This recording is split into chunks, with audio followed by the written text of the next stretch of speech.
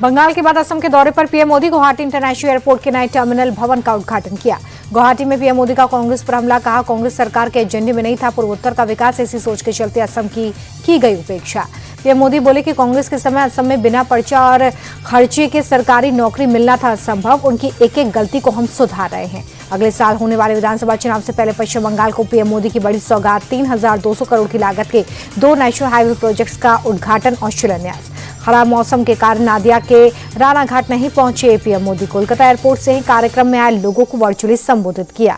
Virtual संबोधन में PM Modi का ममता सरकार पर अटैक, कहा बंगाल में महाजंगल राज, हम बंगाल के लिए काम करना चाहते थे लेकिन ममता सरकार कट कमीशन में लगी। पीएम मोदी ने टीएमसी को विकास विरोधी बताया, कहा मोदी का विरोध करना है तो करो लेकिन जनता को दुखी मत करो, मोदी विरोध में विकास को रोका जा रहा है। प्रधानमंत्री बोले बंगाल के जंगल राज को खत्म करने का वक्त आ गया है। बिहार के बाद अब बंगाल की बारी, गंगा बिहार से बहकर ही बंगाल पहुंचती है। जी राम जी बिल को लेकर सोनिया गांधी का हमला, का मोदी सरकार ने गरीबों के हित को किया कमजोर, हमने मनरेगा से गरीबों को रोजगार देने का हक दिया था। सोनिया बोले कि मनरेगा देश है तो जनहित से जुड़ी योजना थी। जी राम जी बिल पास कर केंद्र ने मनरेगा पर बुलडोजर चलाया।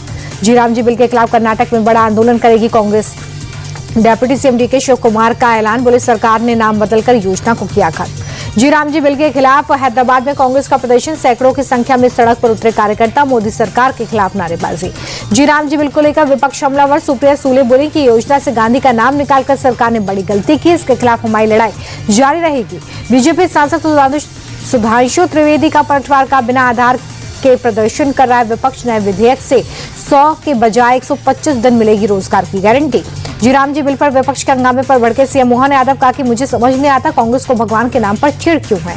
राहुल गांधी पर बीजेपी का बड़ा हमला, गौरव भाटिया बोले भारत विरोधी शक्तियों से मिलते हैं राहुल, जर्मनी में जॉर्ज सोरोस की सहयोगी वोल से मिले।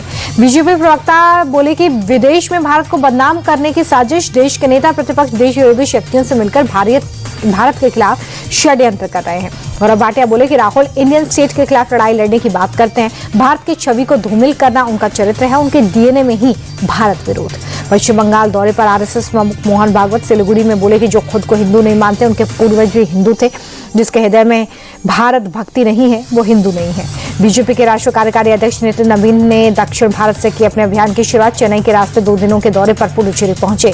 हिजाब विवाद को लेकर मुख्यमंत्री नीतीश कुमार पर एफआईआर दर्ज, महबूबा मुफ्ती की बेटी इल्तिजा ने श्रीनगर में दर्ज करवाई एफआईआर, कहा नतीजा भुगतने को रहे तैयार। हिजाब विवाद पर कांग्रेस सांसद शशि थरूर बोले कि मुस्लिम समेत सभी महिलाओं का होना चाहिए सम्मान, सीएम नीतीश ने जो किया वो ठीक नहीं। बांग्लादेश के आरोपों पर शशि थरूर ने चिंता जताई, कहा कि हम चाहते हैं कि पड़ोसी देश में जल्द वापस आए लोकतंत्र, ऐसी स्थिति दोनों देशों के लिए अच्छी नहीं है।